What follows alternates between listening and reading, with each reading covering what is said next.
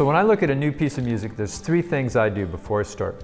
I look at the key signature, I look at the time signature, and I establish the perfect tempo in my mind. Now, key signature, you remember when we talked about that chapter a while ago, just as a refresher course, I mean, you're going to get to know these really quick, but there's a couple of rules that help you to instantly look at the key signature and know what key you're in. If it's sharps, here's the rule. The last sharp is always the seventh of the key. So in other words, if you look at a key signature and it has just one sharp, F sharp, you know it's the key of G because F sharp is 7 in the key of G. If you look at two sharps, F sharp and C sharp's the last one, C sharp is 7 in D. So that's how you know what key it's in. Once you establish the key, then you know the scale, you know what the scale tones are going to be, et cetera, et cetera. Now flat keys, this is all going back to that circle of fifths, right? You remember that chapter? The circle of fifths is brilliant and allows you to do this. Think flat keys, for instance. In flat keys, the last flat is the fourth of the key. So take a key like, or take B flat, that's two flats. You've got B flat and E flat. E flat is the fourth of the key of B flat. Or here's another way to look at flats. The next to the last flat is the key that you're in. So in other words, the sequence of flats goes B flat, E flat, A flat, D flat. So if D flat is the last flat, you know you're in the key of A flat. Make sense? If you need to, go back and review that chapter on the circle of fifths, and you need to kind of just memorize what that chart looks like because it's it's almost like having a GPS for music if you can memorize the circle of fifths.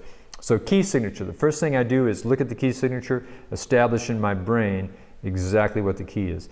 Second thing I look at is time signature. Now we said the most common time signature is 4/4 time. In fact, it's sometimes called common time. 90%, 95% of the music we do is in 4/4 time. Just to review, the top number is the number of beats per bar, and the bottom number is the kind of note that gets one beat. So 4/4, 4 beats per bar, quarter note gets a beat. So automatically I've got the key in my mind, I know the time signature, I know the bars I'm looking at. The third thing I look at is tempo. Now, a lot of times you'll see a marking that says BPM equals a number. Basically that is beats per minute. So if the BPM of a piece is 120, that means there's 120 beats per minute. Now the other thing you might see up there is like a style indicator. Like it might say BPM equals 120, and it might say, you know, driving rock or soft ballad or rock shuffle or some style indicator like that, Latin or, you know, gospel. So the first thing I do, and I actually have a little app on my phone that's a metronome.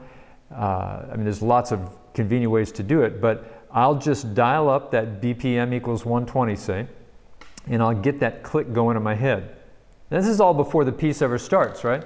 So that even before it starts, I already know where the pulse is, and I'm thinking style-wise, so I kind of know what that style is going to feel like at that tempo.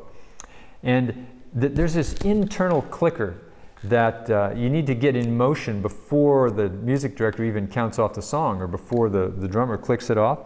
And if you've got that going, what that means is as soon as you hit your instrument, as soon as you hit the downbeat, it's going to be tight, it's going to be together. You're going to start making music right from the get-go, rather than, you know, bar 1, bar 2, maybe by 3 or 4 the band's bringing it together. If you had that clicker going before you ever start, chances are much better that it's going to sound like music right from the get-go. So key signature, time signature, and tempo. Now if you don't have a little tempo app or a metronome or a little drum machine or something, a couple of things to know. If you think about it, we were talking about like a BPM of 120. Just kind of a benchmark, 120 is like, sort of like every Sousa march that ever lived is at 120. You know, bum, bum, ba-dum, bum, bum, bum, bum, bum, bum, bum. That's 120 right there.